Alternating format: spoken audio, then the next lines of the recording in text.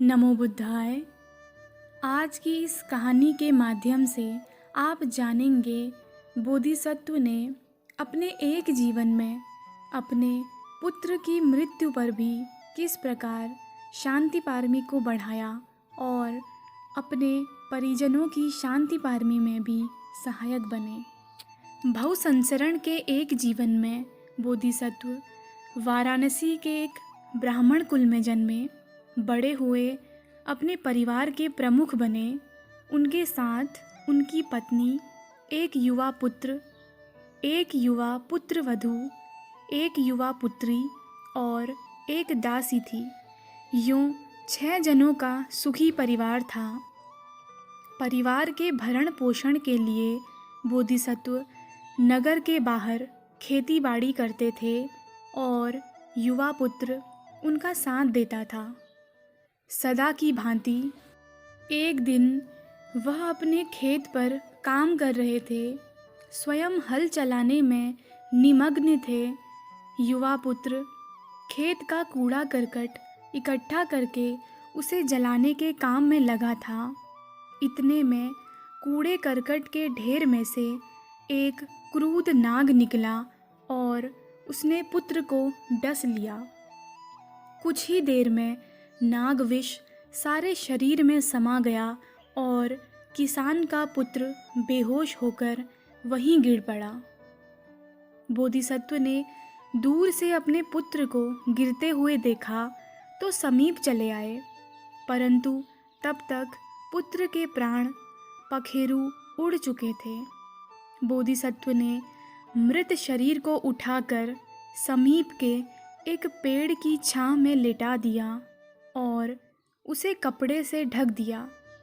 बिना व्याकुल हुए वह पुनः हल चलाने के काम में लग गए। कुछ देर बाद देखा कि खेत के समीप एक पगडंडी पर एक अन्य किसान नगर की ओर जा रहा है। बोधिसत्व ने उससे प्रार्थना की कि वह उनकी घरवाली को एक सूचना पहुंचा दे। सूचना यही थी कि घर की जो दासी नित्य दोपहर को पिता पुत्र का भोजन लेकर खेत पर आया करती थी, वह आज केवल एक का ही भोजन लेकर आए। पहले भोजन लेकर अकेली दासी आया करती थी, आज परिवार के सभी लोग स्वच्छ वस्त्र पहनकर अपने साथ कुछ सुगंधित फूल लेकर आए।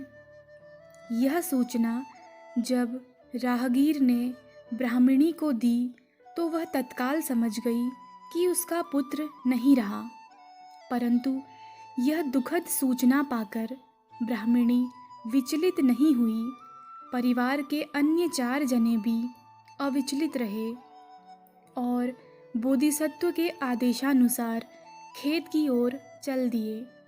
उनमें से न तो किसी ने रुदन क्रंदन किया, न विलाप प्रलाप। बोधिसत्व अपने हर जीवन में धर्म का जीवन जीते हुए किसी न किसी पारमी को परिपुष्ट करने का काम करते हैं।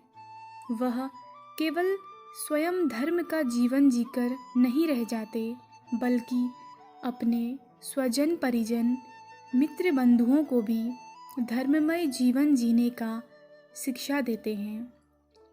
आगे जाकर स्वयं सम्यक संबुद्ध बनने पर उन्हें अनेकों को शुद्ध धर्म के मार्ग पर आरूढ़ करके भव मुक्ति की ओर बढ़ने का उचित निर्देशन करना होगा। इसीलिए हर जीवन में अत्यंत मैत्री चित्त से धर्म देशना दे सकने का सामर्थ्य भी बढ़ाते हैं। अतः बोधिसत्व अपने सारे परिवार को गृहस्थ की जिम्मेदारियां कुशलतापूर्वक निभाते हुए शुद्ध धर्म में प्रतिष्ठित होने का नित्य उपदेश देते थे और स्वयं भी धर्म का जीवन जीकर सबके लिए प्रेरणादायक आदर्श उपस्थित करते थे। उन्होंने अपने परिवार वालों को यह शिक्षा दी थी कि वे सील का पालन करें, प्रसन्न चित्त से यथाशक्ति दान दें, साधना करते हुए चित्त को वश में करके उदय व्यय का बोध जगाकर चित्त को निर्मल करते रहें। समय समय पर मरणानुस्मृति की भावना सबल करते रहें और निसर्ग के नियमों की यह सच्चाई समझते रहें कि जो जन्मा है वह देर सबेर मृत्यु को प्राप्त होगा ही। मृत्यु के चंगुल से एक भी प्राणी नहीं बच सकता।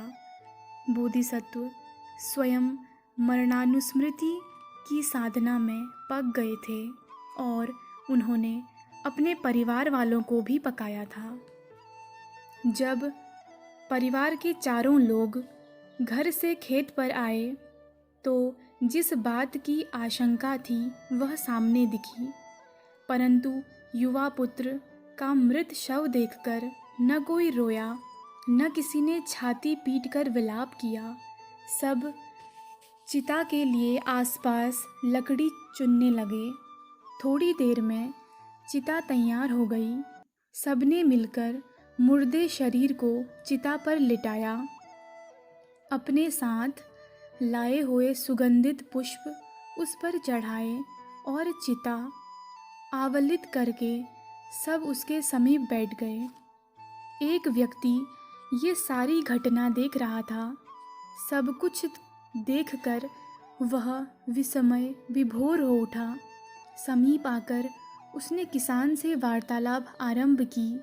उसने पूछा, क्या किसी पशु को जला रहे हो?